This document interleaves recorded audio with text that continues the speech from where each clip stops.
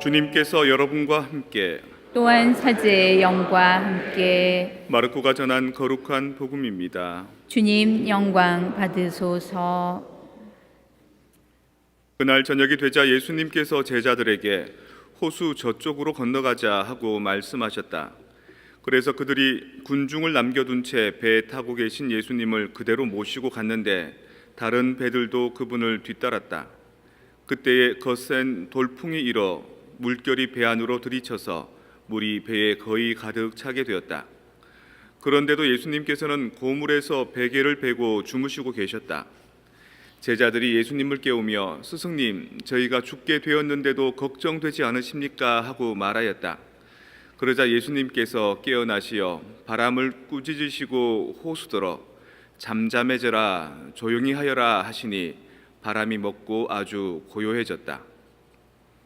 예수님께서는 그들에게 왜 겁을 내느냐, 아직도 믿음이 없느냐 하고 말씀하셨다. 그들은 큰 두려움에 사로잡혀 서로 말하였다. 도대체 이분이 누구시기에 바람과 호수까지 복종하는가? 주님의 말씀입니다. 그리스도님 찬미합니다. 평화를 강복.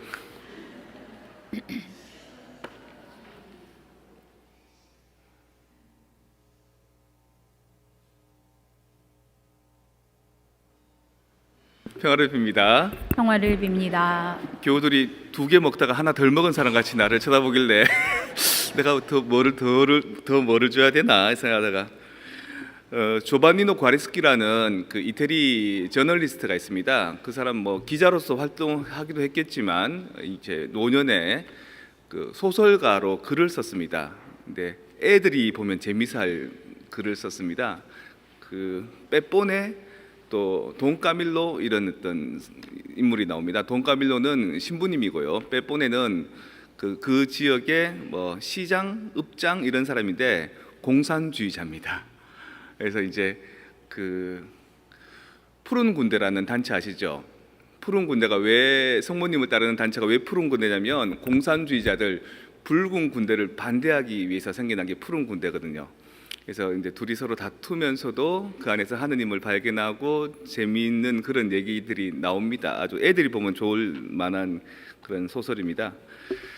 근데 거기에 이런 대목이 나옵니다. 그 기적에 대해서 이제 따지는 겁니다. 돈까밀로하고 빼뿌네하고 그 돈까밀로 신부님은 기적이 있다 그러고 빼뿌네는 없다 그러고 이렇게 얘기하는 거죠. 근데 돈까밀로 신부님이 빼뿌네한테 만약에 네가 이 철도에 묶였다고 생각해 보자. 철도가 2개가 있는데 그 중에 한 철도에 네가 꽁꽁 묶였는데 기차가 오는 소리를 들었다. 근데 기도하겠지. 하느님 살려주십시오. 저기 오는 기차가 내가 묶여있는 레일로 오지 않고 그 옆으로 오게 해주십시오. 그러면 저 차만 아니면 그 다음 차는 내가 줄을 풀고 도망칠 수 있겠습니다. 기도했다고 치자.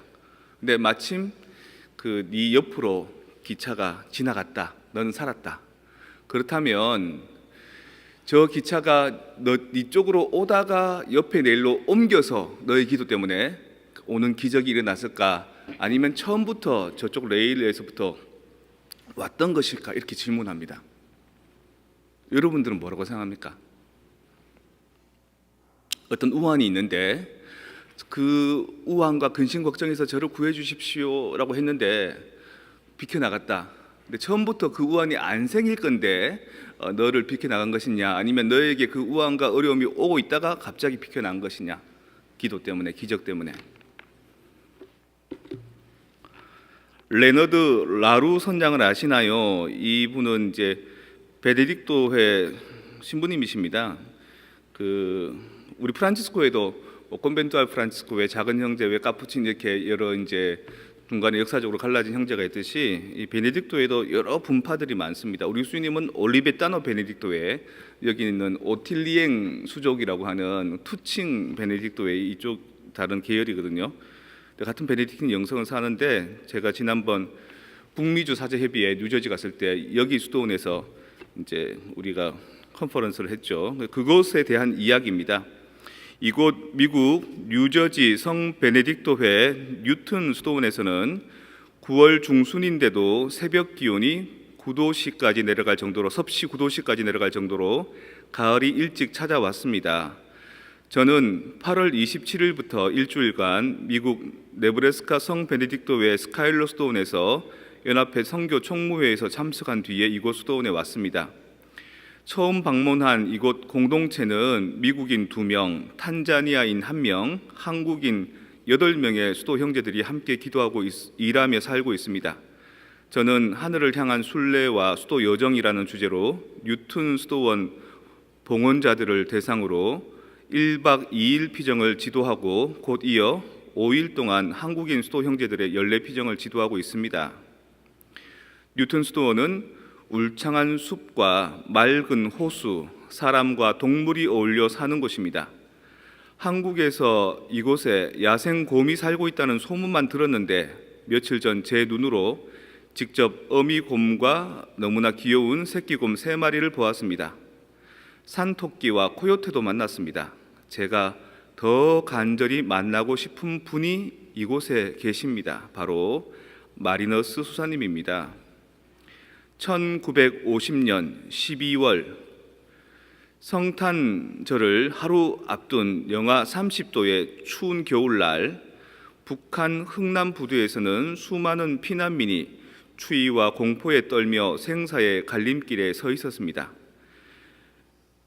미 군수품을 수송하던 민간 선박 메르디스 빅토리호가 있었습니다만 피난민을 구출해 내기에는 어림도 없었습니다. 이때 빅토리호의 레너드 라루 선장은 짐을 전부 바다에 버리고 14,000명의 생명을 배 곳곳에 태우기로 결단을 내립니다. 보통의 화물선이 기적의 배가 되는 순간이었습니다.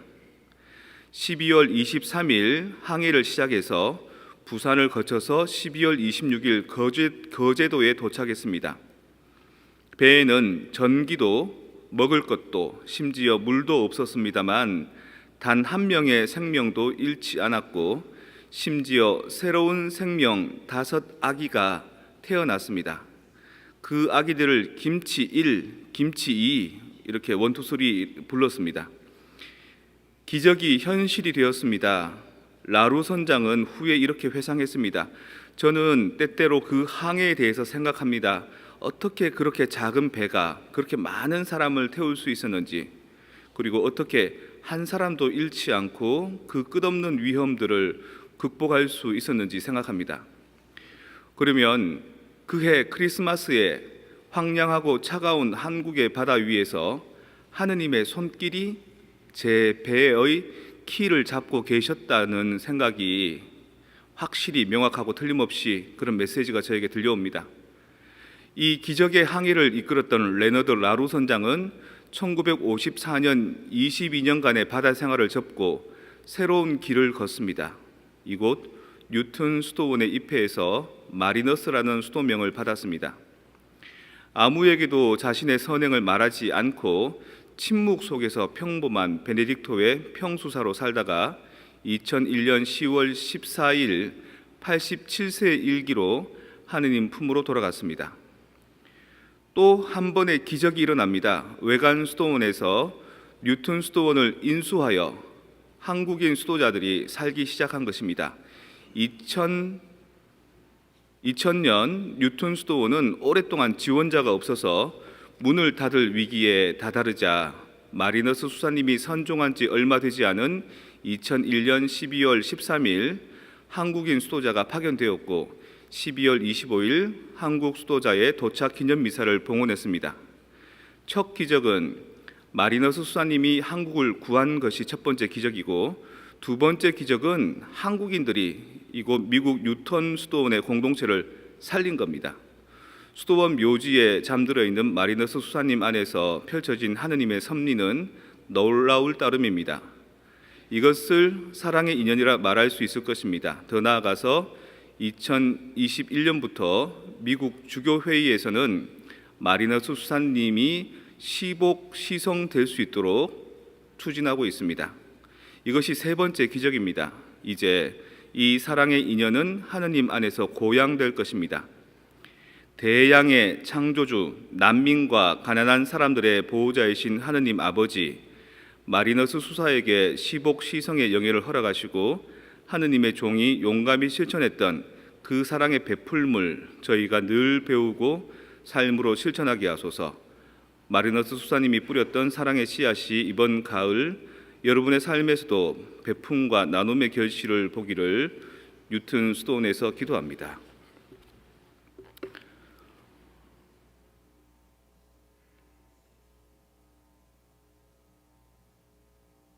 짜맞춘 거죠, 그죠? 그냥 단편 사건입니다. 그냥 흥남부대에서 사람들을 그렇게 많이 구한 그 사건은 따로고, 그죠? 그다음 한국의 수사님들이 미국 뉴저지의 스톤을 인수해서 살아가는 것도 하나의 단편 사건이고, 또 이분에 대해서 시복하는 것 단편일 텐데, 그거를 기적을 바라보는 눈으로 바라보면 하느님의 섭리가 보이는 겁니다. 1950년도 6.25 사변 때 흥남부도에서 탈출했던 그 사람이 스톤에 입회해서 살아갔는데, 그 스톤이 이제 더 이상 새로운 그 수도자가 안 생기고 문을 닫을 지경쯤에 자신이 구해줬던 그 나라의 수사들이 와서 그 스톤을 다시 살린다. 이것이 하나의 하느님의 섭리고 미러클이다라고 보는 거죠. 아까 조바니노 과레스키에 나왔던 그 데모, 여러분은 어떻게 생각하십니까? 이쪽에서 달려오던 레일의 기차, 그러니까 내가 묶여있는 대로 달려오던 이 기차가 다른 데로 옮겨갔을까요? 나의 기도로 인해서? 그런 일은 잘 없습니다. 물론 그런 일이 있을 수도 있죠. 하지만 그런 일은 잘 없습니다. 처음부터는 나를 향하지 않고 다른 데로 왔을 텐데, 그때 두려움과 고통에서도 우리가 기댈 수 있는 것은 하느님께서 나를 살려주십시오 하는 기도라는 거죠. 원래부터 내가 아닌 다른 길로 오고 있었던 위협이었지만, 그래도 나는 그 기도라는 힘을 통해서 주님께서 나를 살려주셨구나라고 희망을 가지고 있는 겁니다. 힘을 낼 수 있는 겁니다. 호랑이한테 물려도 정신만 바짝 차려도 되는데, 보통 사람들은 호랑이한테 물리면 넋을 놓습니다. 당신 암 환자요 그러면 그냥 넋을 놓습니다. 근데 그래도 내가 삶을 잘 관리하고, 내가 운동 열심히 하고, 의사 처방 잘 따라 듣고, 건강한 음식 먹으면 다시 회복될 거야 라는, 그거는 뭡니까? 그 기적에 대한 희망은 바로 기도인 겁니다. 염원인 겁니다. 뉴튼 스톤과 그 흥남부두의 그 사건, 며칠 있으면 6.25죠, 그죠? 그 언저리 안에서도 우리는 영적인 눈을 뜨면 하느님의 섭리를 바라볼 수 있는 겁니다. 얼마 전에 우리 성당에 그 영어권 신자들 아이가 한 명 이제 찾아왔습니다. 부모님하고 같이. 저희가 보이스카우트 대원인데 이글스카웃이 되는데, 이글스카웃 대원이 되려고 하면 세상을 리드할 수 있는 경험들이 중요하게 여겨진다. 그래서 자기가 생각하기를 우리 성당에 저 뒷골목 뒷마당에 무언가를 꾸며보고 싶다. 자기가 그거를 꾸미는데 비용이 얼마가 들 것이며 인원은 몇 명이 될 것이며, 그리고 거기에 어떤 절차로 일을 할 것이냐를 이렇게 적어서 나한테 오면 내가 사인해주면 그걸 이글스카우트 대원이 될 수 있도록 승인받는 곳에 승인받고 그 결과물들을 사진 찍어서 보여주고 싶다는 겁니다. 그 아이의 세례명이 이름이 제이콥입니다. 제이콥. 성경에 보면 야곱의 사다리라는 그런 대목이 나옵니다. 야곱이 제단을 쌓아서 사다리를 쌓아서 하늘로 올라갔다가 내려갔다가, 천사들도 야곱도. 그러니까 이 성당이 하느님으로 올라갈 수 있는 통로가 되는데 그 아이가 역할을 해주겠다는 겁니다. 그것도 보이는 곳이 아니라 보이지 않는 저 뒷골목에서. 우리는 별로 신경 쓰지도 않고 가보지도 않는 곳인데 거기를 가장 아름답게, 가장 거룩한 곳으로 만들고 싶다는 겁니다. 이것도 나중에 기적 사화로 쓸 수 있는 소재가 되지 않을까요? 그리고 이미 그 뒤쪽에 벌써 몇몇 사람들이 참여해서 뒤를 꾸미고 성모상을 놓고 이렇게 해갑니다. 보이지 않는 곳에서 일어나는 기적들, 나는 너희가 겸손하게 되라고 너희 눈앞에서 내 기적을 일으키지 않는다. 오히려 너의 그림자 뒤에 기적을 일으킨다. 그래서 사람들이 너희 뒷공무니를 졸졸졸 쫓아가게 할 것이다. 너희 앞에서 기적이 일어나면 너희가 교만해질까 봐. 이미 여러분들에게 수많은 기적들을 일으켜 주셨을 겁니다. 여러분의 역량을 통해서, 여러분의 능력을 통해서, 여러분들의 존재를 통해서. 다만 우리가 몰랐던 거죠. 나 또한 어느 삶 안에서 레너드 라루 선장님처럼 수많은 사람들을 살리고 수많은 이들에게 도움이 되는 헌신을 살았는데 몰랐던 거죠. 그리고 그 기적들을 재발견해서 여러분 자녀 세대에, 여러분 다음 세대에 그것이 서로 조응하고 조우되어서 그 섭리들을 바라보고 찬미할 수 있는 그 신앙, 그게 바로 기적을 차지할 수 있는 신앙인 겁니다. 그런 염원의 마음들, 우리의 삶을 긍정하는 마음들, 그것들을 함께 연결시키는 그런 지혜들을 통해서 우리의 신앙이 내 삶의 기적으로 변화될 수 있도록 한번 이끌어가 봅시다.